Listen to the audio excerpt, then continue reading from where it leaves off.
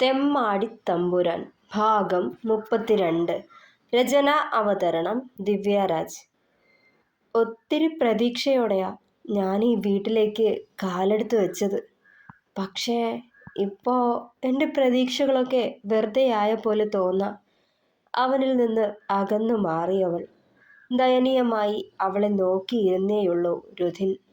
മാറിക്കോളാന്ന് ഓരോ തവണ പറയുമ്പോഴും ഒത്തിരി മോഹിച്ചു, സ്വപ്നം കൊണ്ടു രുധിയേട്ടനൊപ്പമുള്ള ജീവിതം. പക്ഷേ ഒക്കെ വെറുതെ ആയിരുന്നു. ഈ തറവാടും ധനവും ഒന്നും കണ്ടിട്ടല്ല ഞാൻ ഒക്കെ പ്രതീക്ഷിച്ചത്. രുധിയേട്ടൻ എന്നെ സ്നേഹിക്കുമെന്നുള്ള ഉറപ്പില്ല. വിവാഹം കഴിഞ്ഞ് 1 മാസം തികയണതിന് മുന്നേ, പുതുമോടി അകലണതിന് മുന്നേ എന്നെപ്പോലൊരു പെണ്ണിനെ ഭാര്യയുടെ സ്ഥാനത്ത് ഉൾക്കൊള്ളാൻ കഴിയില്ലെന്ന് തുറന്നു പറഞ്ഞ മനുവേട്ടൻ തന്ന ആ നോവ് ഒന്നടങ്ങിയത് ഈ തമ്പുരാന്റെ സ്നേഹത്തിന് മുന്നിലാ. മനുവേട്ടനിൽ നിന്ന് എനിക്ക് ലഭിക്കാതെ പോയ സ്നേഹവും കരുതലും പരിഗണനയും നാരായണീയത്തിലെ ഈ തമ്പുരാനിന്ന് അറിഞ്ഞപ്പോൾ എൻ്റെ മനസ്സും കൈവിട്ടുപോയി. ഒത്തിരി പ്രതീക്ഷിച്ചു. ഈ തമ്പുരാനൊപ്പമുള്ള നല്ല നിമിഷങ്ങൾ സ്വപ്നം കണ്ടു. പക്ഷേ ഇപ്പോൾ അതിനൊക്കെ ഇരട്ടിയായി വേദന തിന്നാം. ഒന്നും വേണ്ടിയിരുന്നില്ലാന്ന് തോന്നാം. ഒന്നും പറഞ്ഞുകൊണ്ട് മെല്ലെ മുഖമൊന്നമർത്തി തുടച്ചവൾ. അവൾ പറയുന്നതൊക്കെ കേട്ട് ഉള്ളിലെവിടെയോ കൊളുത്തി വലിക്കുന്നുണ്ടായിരുന്നു രുധിന്. ഇപ്പം മനസ്സിലായി, നിക്ക് സന്തോഷം വിധിച്ചിട്ടില്ലാന്ന്, ഈ ജന്മം സ്വസ്ഥത കിട്ടില്ലാന്ന്. പറഞ്ഞുകൊണ്ട് തിരിഞ്ഞ് കട്ടിലിൽ ചുരുണ്ടുകൂടി അമ്പിളി. വീണ്ടും കുറച്ചു നേരത്തേക്ക് നിശബ്ദതയെ കൂട്ടുപിടിച്ചു രുധിൻ. മെല്ലെ അവൾക്കരികിലേക്ക് ചേർന്ന് കിടന്നു. നെറുകിൽ അവൻ്റെ ചുണ്ടുകൾ ഒഴുകി നടന്നു. ഇതിപ്പോ ഞാൻ മനഃപൂർവ്വമൊന്നും ചെയ്തില്ലല്ലോ അമ്പിളി. നന്നാവണമെന്ന് തന്നെയാ മനസ്സിൽ. നീ വരുമ്പോൾ മാറണമെന്ന് തന്നെയായിരുന്നു ഉണ്ടായിരുന്നേ. പിന്നെ ഒക്കെയും പറ്റിപ്പോയി. മനഃപൂർവ്വം അല്ലാണ്ടും എൻ്റെ ചില പിടിവാശിയും എടുത്തുചാട്ടവും ഒക്കെ തന്നെ കാരണം. ക്ഷമിക്ക്, മാറിക്കോളാം സത്യമായിട്ടും. അവളെ പിടിച്ച് തിരിച്ചു കിടത്തിയവൻ. നിക്ക് വിശ്വസിക്കാമോ, അതോ ഇനിയും എന്നെ കരയിക്കോ? ഇടർച്ചയോടെ ചോദിച്ചവൾ. വിശ്വസിച്ചോ, വാക്ക് തെറ്റിക്കണമെങ്കിൽ തല്ലിക്കോ. സാരല്ല, ചെറുചിരിയോടെ പറഞ്ഞതും. തല്ലില്ല, പക്ഷേ ഇനിയും വാക്ക് തെറ്റിച്ചാൽ പിന്നെ ഈ അമ്പിളി നാരായണീയത്തിലെ ഈ തമ്പുരാന്റെ ജീവിതത്തിൽ ഉണ്ടാവില്ല. മാറിത്തരും, ഈ ജീവിതത്തിൽ നിന്ന് മാത്രമല്ല, ഈ ഭൂമിയിൽ നിന്ന് തന്നെ. കണ്ണുകൾ അമർത്തി തുടച്ചു വാശിയോടെ പറഞ്ഞതും. എന്തിനാ പെണ്ണെ ഇങ്ങനെയൊക്കെ പറഞ്ഞ് എൻ്റെ മനസ്സ് വിഷമിപ്പിക്കണേ? ഇത്ര കാലവും നിനക്ക് വേണ്ടി ജീവിച്ചവരെ വേണ്ടെന്ന് വെച്ച് ഈ നിസ്സാര കാര്യത്തിന് മരിക്കാൻ പോണമെന്നാണോ നീ പറയണത്? അവളെ ദേഹത്തേക്ക് ചേർത്ത് പിടിച്ചവൻ. രുധിയേട്ടനിത് നിസ്സാരാവും, പക്ഷേ നിക്കിത് ജീവിത. അതെങ്ങനെ വേദന തിന്നും മനസമാധാനം കെടുത്തിയും എരിഞ്ഞു തീർക്കാൻ വയ്യാഞ്ഞിട്ട. അവൻ്റെ മുഖത്തേക്ക് ഉറ്റുനോക്കിയവൾ. നിന്നോട് ഞാൻ എന്താ പറയണ്ടേ? നിക്കൊന്നും പറയാനില്ല. ഒന്നേയുള്ളൂ, നിക്ക് നീയില്ലാതെ പറ്റില്ല എൻ്റെ ദേവി. പ്രാണനാ നീ എനിക്ക്. അന്ന് വിഷം തീണ്ടിയപ്പോൾ ആശുപത്രിയിൽ വച്ച് തിരികെ കെട്ടുമെന്ന പ്രതീക്ഷയില്ലാന്ന് ഡോക്ടർമാർ പറഞ്ഞപ്പോൾ ഞാൻ അറിഞ്ഞതാ എൻ്റെ പെണ്ണ് എൻ്റെ പ്രാണനാന്ന്. നീ ഇല്ലാണ്ട് എനിക്ക് കഴിയില്ലാന്ന്. അവളുടെ നെറ്റിയിൽ നെറ്റിമുട്ടിച്ചവൻ. ഒന്നും മിണ്ടിയില്ല അവൾ. മനസ്സ് മുഴുവൻ ഇനിയെങ്കിലും അവനിൽ മാറ്റമുണ്ടായെങ്കിലെന്ന ചിന്ത മാത്രമായിരുന്നു. ഇപ്പോഴും പിണക്കാണോ ദേവി? ചുണ്ടുകളിൽ പെരുവിരലാൽ ഒന്നൊഴിഞ്ഞുകൊണ്ട് ചോദ്യമെത്തിയിരുന്നു. കൈ പിടിച്ച് മാറ്റി വെച്ചുകൊണ്ട് കൂർപ്പിച്ചൊന്ന് നോക്കിയവൾ. മതി, അധികം തൊട്ട് തലോടലൊന്നും വേണ്ടിനി. നിക്ക് ബോധ്യാവട്ടെ ഈ തമ്പുരാൻ മാറിയെന്ന്. എന്നിട്ടെന്നെ തൊട്ടാൽ മതി. മുഖം കൂർപ്പിച്ചവൾ. അയ്യോ, അങ്ങനത്തെ കടുത്ത തീരുമാനമൊന്നും എടുത്തേക്കല്ലെൻ്റെ ദേവി. നിക്കധികം പിടിച്ചു നിൽക്കാനൊന്നും പറ്റില്ലേ. എന്തൊക്കെയെന്ന് പറഞ്ഞാലും ഞാനൊരാണല്ലേടി. എത്രയെന്നും പറഞ്ഞ വിചാരങ്ങളെയൊക്കെ കടിഞ്ഞാണിട്ട് വയ്ക്കുന്നത്. അതും ഞാൻ താലി കെട്ടിയ എൻ്റെ സ്വന്തം ഭാര്യ ഇങ്ങനെ തൊട്ടുമുട്ടി ഒരു ബെഡിൽ കിടക്കുമ്പോൾ. കള്ളച്ചിരിയോടെ ചോദിച്ചതും. ഇത്രയും നാളായിട്ട് കയ്യിൽ കിട്ടിയ അവസരങ്ങളെ കുടിച്ചും തല്ലുകൂടിയും ഇല്ലാണ്ടാക്കി കളഞ്ഞതല്ലേ. ഇനിയിപ്പോ എൻ്റെ മനസ്സൊന്ന് തെളിയണവരെ കാത്തിരിക്ക്. ഇത്തിരി കടുപ്പിച്ചു പറഞ്ഞുകൊണ്ട് ബെഡിലേക്ക് ചാഞ്ഞവൾ. സത്യമായിട്ടും വാശിയില്ല? കുസൃതിയോടെ അവളുടെ മുകളിലേക്ക് ചാഞ്ഞുകൊണ്ട് ചോദിച്ചവൻ. എന്തേ, നിക്ക് വാശി പാടില്ലാന്നും തമ്പുരാന് മാത്രമേ ആകാവൂന്നും ഉണ്ടോ? പുരികമുയർത്തി ചോദ്യഭാവത്തിലൊന്ന് നോക്കിയവൾ. അതില്ല, എന്നാലും ഞാനൊരു പാവല്ലേ എൻ്റെ ദേവിയെ, ക്ഷമിച്ചൂടെ? ഒരിക്കലെങ്കിലും ആ നടയൊന്ന് തുറന്ന് പ്രസാദിച്ചെങ്കി. തലയൊന്ന് ചൊറിഞ്ഞ് കള്ളച്ചിരിയോടെ അവളെ നോക്കിയവൻ. എന്താന്ന് കൂടി അറിയാത്തതൊക്കെ അറിയാനൊരു കൊതിയാടി. കൈവിരലുകൾ അവളുടെ കവിളിൽ പരതി.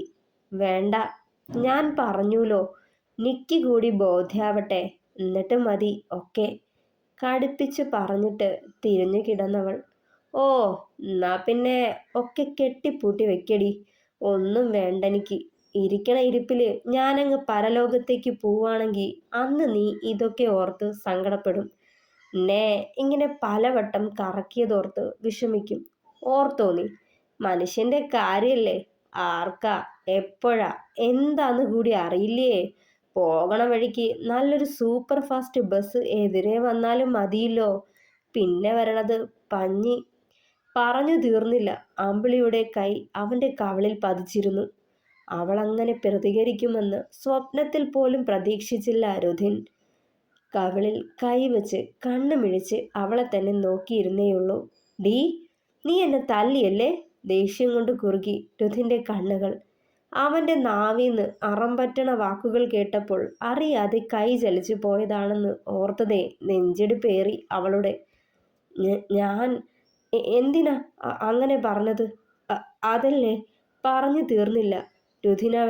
രുധിനവളെ വലിച്ച് ബെഡിലേക്കിട്ട് അവൾക്ക് മുകളിലായി അമർന്നു. രുധിയേട്ടാ, ഞാൻ ഓർക്കാപ്പുറത്താ.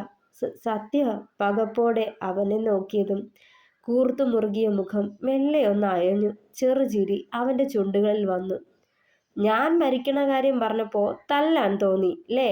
അപ്പോ നീ മരിച്ചു കളയെന്ന് പറയുമ്പോഴുള്ള എൻ്റെ അവസ്ഥയോ? കുറച്ച് കടുപ്പിച്ചു നോക്കുമ്പോൾ മിഴികൾ താഴ്ത്തിയവൾ. നോക്കടി എൻ്റെ മുഖത്ത്. താടിത്തുമ്പിൽ പിടിച്ച് മുഖമുയർത്തിയവൻ. ആ മുഖത്തേക്ക് പകപ്പോടെ നോക്കി അമ്പിളി. നിക്കും നോവും ഇങ്ങനെയൊക്കെ നീയും പറയുമ്പോ, കേട്ടോ? അതുകൊണ്ട് ഇനി ഇമ്മാതിരി പറയാൻ നിന്നേക്കല്ല എൻ്റെ പെണ്ണ്, കേട്ടല്ലോ? ഒന്നും മിണ്ടാതെ മുഖം തിരിച്ചവൾ. ഹോ, ഇതിലും ഭേദം സിറ്റി ബസ്സിന് തല വെക്കണതാ. പറഞ്ഞു തീർന്നില്ല. തലയൊന്നുയർത്തി അവന്റെ കവളിൽ ആഞ്ഞു കടിച്ചവൾ. യോ, അലറിക്കൊണ്ട് അന്താളിപ്പോടെ അവളെ നോക്കിയവൻ. കൂർത്ത നോട്ടം കൊടുത്തിട്ട് മുഖം കുനിച്ചു കളഞ്ഞു പെണ്ണ്. കുസൃതി നിറഞ്ഞൊരു ചിരിയോടെ അവളുടെ മുഖത്തേക്ക് മുഖമടുപ്പിച്ചു രുധിൻ. നിക്കും മനസ്സിലാവണില്ലാലോ ദേവിയെ, എന്നോട് സ്നേഹാണോ അതോ ദേഷ്യാണോന്ന്. കുസൃതിയോടെ അവളുടെ മുഖമാകെ അവന്റെ കണ്ണുകൾ ഓടി നടന്നു. ദേഷ്യ, സ്നേഹല്ല. ചുണ്ടു കൂർപ്പിച്ചവൾ പരിഭവത്തോടെ. എന്നാ പിന്നെ ആ ദേഷ്യങ്ങ് മാറ്റണ്ടേ? ഒന്ന് സ്നേഹിച്ചു കളയാം ല്ലേ? ചുണ്ടൊന്ന് കടിച്ചു പിടിച്ചുകൊണ്ട് അവളുടെ മൂക്കിൽ മൂക്കുരസി. മെല്ലെ ചരിഞ്ഞവളുടെ നനുത്ത അധരങ്ങളിൽ അധരം തൊട്ടവൻ. ദേഹത്തോടൊരു കുളിര് അരിച്ചിറങ്ങിയ പോലെ തോന്നിയവൾക്ക്. എതിർപ്പ് കാട്ടാതെ അവന് വിധേയപ്പെട്ട് കൊടുത്തുപോയവൾ. അവന്റെ താപവും അണപ്പും അറിഞ്ഞാ നെഞ്ചിൽ കുറുകിക്കൂടാൻ ഉള്ളം തുടിച്ചു. പരിഭവത്തെ പോലും മറന്നു പോയ നിമിഷം. നാണവും പരവേശവും കണ്ണുകളിൽ വിരുന്നെത്തി.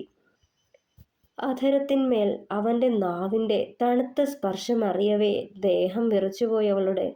ആ ചുംബനച്ചൂട് വീണ്ടും നുകരാൻ അവളും കൊതിച്ചു.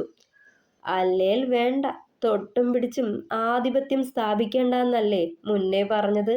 ചിരി കടിച്ചമർത്തി അകലാൻ തുടങ്ങിയവനെ കഴുത്തിലൂടെ ചുറ്റിപ്പിടിച്ച് മുറുകെ പുണർന്ന് അധരത്തോട് അധരം ചേർത്തവൾ. വീണ്ടും കാത്തിരിക്കാൻ മടിച്ചെന്ന പോലെ അവന്റെ അധരം നുണഞ്ഞെടുത്തവൾ. ഇരുവരും ആസ്വദിച്ച് മത്സരിച്ച് ചുംബിച്ചു. ഇരുദേഹങ്ങളിലേക്കും ചൂട് പകർന്ന ചുംബനം നീണ്ടു. വീണ്ടും വീണ്ടും അവനിലെ പുരുഷന് അടിമപ്പെട്ടുപോയി അവളെന്ന പെണ്ണ്. നേരം കഴിയെ ചുംബനത്തിന്റെ ദിശ മാറിയൊഴുകി തുടങ്ങി. അവന്റെ വിരലുകൾ അവളെ വീണമീട്ടി. അവൻ്റെ പ്രണയവും കരുതലും അറിയാൻ കൊതിച്ചു തുടങ്ങി അവളുടെ മനവും ഉടലും.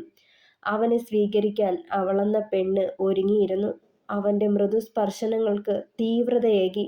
അവ വന്യമായി തുടങ്ങി. മൃദുചുംബനങ്ങളും തലോടലുകളും പതിയെ ശക്തി ആർജിച്ചു. ആ നിമിഷം ഇരുവരും ആഗ്രഹിച്ചതുപോലെ പരസ്പരം മുറുകെ പുണർന്നു.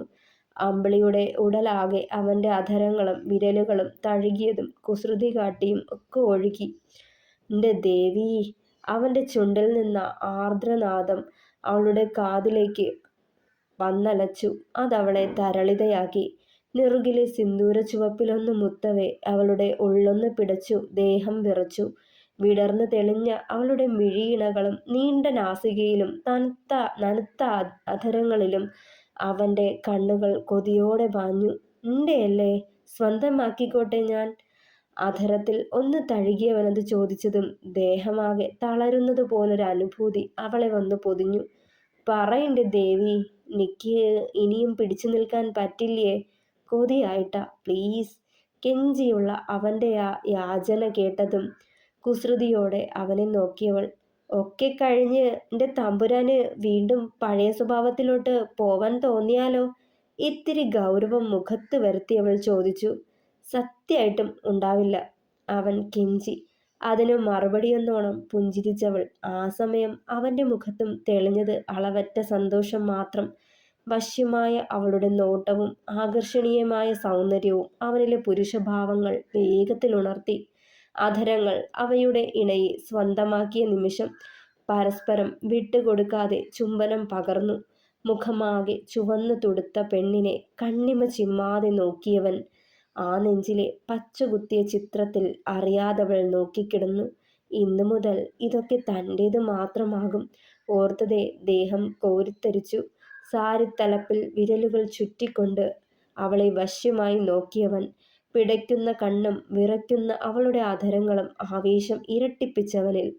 ആദ്യമായി കാണുന്ന പെണ്ണിൻ്റെ പൂർണ്ണതയിൽ കണ്ണുകൾ വികസിച്ചവൻ്റെ അവളുടെ അംഗലാവണ്യം ഒരു നിമിഷം അവനെ പിടിച്ചുലച്ച പോലെ തോന്നി. ഇരു കയ്യാലെയും ഉടനെ മറച്ച് പിടിക്കാനൊരുങ്ങിയതും അവൻ്റെ കൂർത്ത നോട്ടം എത്തിയിരുന്നു. മെല്ലെ കൈയെടുത്ത് മാറ്റിയവൾ വെൺശംഖ് പോലുള്ള കഴുത്തിൽ മുഖമമർത്തി അവളുടെ മത്ത് പിടിപ്പിക്കുന്ന ഗന്ധം മതിയാവോളം നുകർന്നവൻ.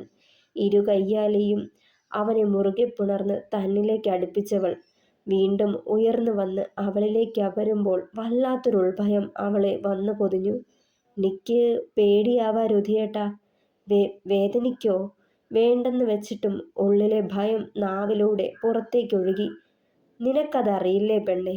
ആദ്യായല്ലല്ലോ, പിന്നെന്താ?" വളരെ നിസ്സാരമായി മനസ്സിലൊന്നും ചിന്തിക്കാതെ അവൻ പറഞ്ഞ ആ വാക്കുകൾ നെഞ്ചിലൊരു കൊളുത്തിവലിയുണ്ടാക്കി അവളിൽ. അപ്പോഴേക്കും അവൻ അവളിലേക്കൊരു ആവരണമായി മാറിയിരുന്നു. നെറുകിൽ 1000 ചുംബനങ്ങൾ വർഷിച്ചു രുധിൻ. അവയെല്ലാം സ്വീകരിക്കുമ്പോഴും അവൻ ഏൽപ്പിക്കുന്ന നോവിൽ കണ്ണുകൾ തുളുമ്പി ഒഴുകി. കരുതലും പ്രണയവും നിറഞ്ഞ ആദ്യ സമാഗമത്തിൻ്റെ നോവും വന്യതയും തെല്ലൊന്നവളെ തളർത്തി. മെല്ലെ അവൻ ബെഡിലേക്ക് മലർന്നു കിടന്ന് അവളെ നെഞ്ചോടടക്കി പിടിച്ച് നെറുകിൽ ചുംബിച്ചു. "വേദനിപ്പിച്ചല്ലേ ഞാൻ?" നെറുകിൽ അരുമയായി തലോടിക്കൊണ്ടുള്ള അവൻ്റെ ചോദ്യത്തിന് മെല്ലെയൊന്ന് മൂളി അതേയെന്ന പോലെ. "ആദ്യായിട്ടല്ലേ പെണ്ണെ? ഒരല്പം തിടുക്കം കൂടിപ്പോയി. സാരല്യ, ഇനി ശ്രദ്ധിച്ചോളാം." വീണ്ടും കരുതലോടെയുള്ള അവൻ്റെ ചുംബനം. അല്പസമയം അങ്ങനെ കിടന്നു അവൻ്റെ കരലാളനകളും ചുംബനങ്ങളും ഏറ്റുവാങ്ങിക്കൊണ്ട്. വല്ലാത്ത പ്രണയം തോന്നി അവൾക്ക് അവനോട്, വല്ലാത്തൊരിഷ്ടം. മുണ്ട് മുറുക്കിയെടുത്തുകൊണ്ട് ബാത്റൂമിലേക്ക് നടന്നു രുധിൻ. അവനെ നോക്കിക്കൊണ്ട് ആ കിടപ്പ് തുടർന്നു അവളും.